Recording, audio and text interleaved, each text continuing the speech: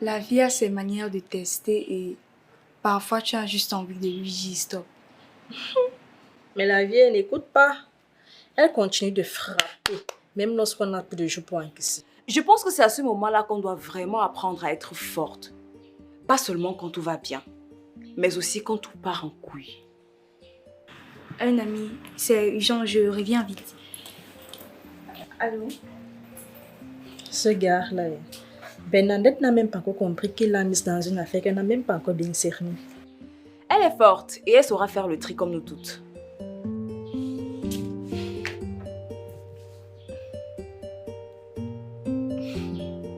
Je crois que je commence à comprendre ce dont tu parlais la dernière fois.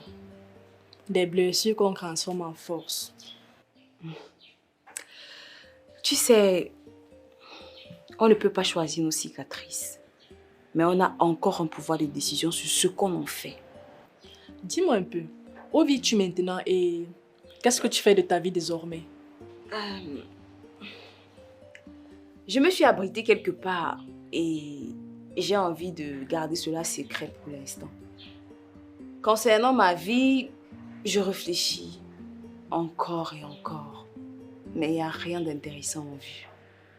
Je n'arrive pas vraiment à me retrouver, quoi. Et tu penses vraiment que c'est possible de t'éloigner de ton mari? Je vais dire ton fiancé, Yondo. Ce n'est pas facile. Ce n'est pas du tout facile. Je te mentirais si je te disais que je m'en sors.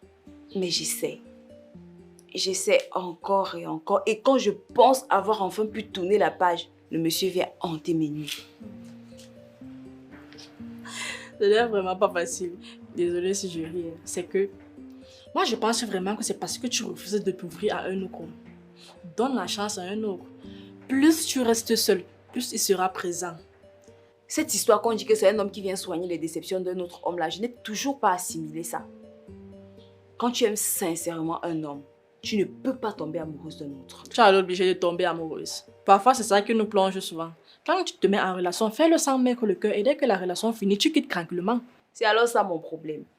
Je mets toujours mes organes et le résultat, je pleure toujours après.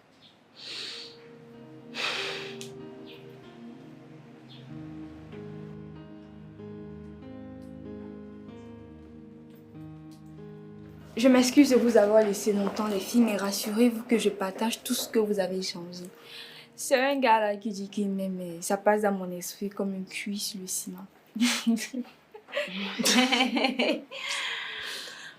Aïe, aïe, aïe. Dites-moi un peu les filles, vous faites comment pour ne pas avoir de sentiments? Aussi simple. Libère ton cœur et aime-toi plus que tout le monde.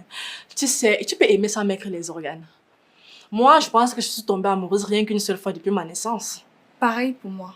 Celui que j'aime, celui qui fait battre mon cœur à présent, s'il me donne une chance, je n'hésiterai pas à la saisir. Ah, c'est magnifique Bernadette.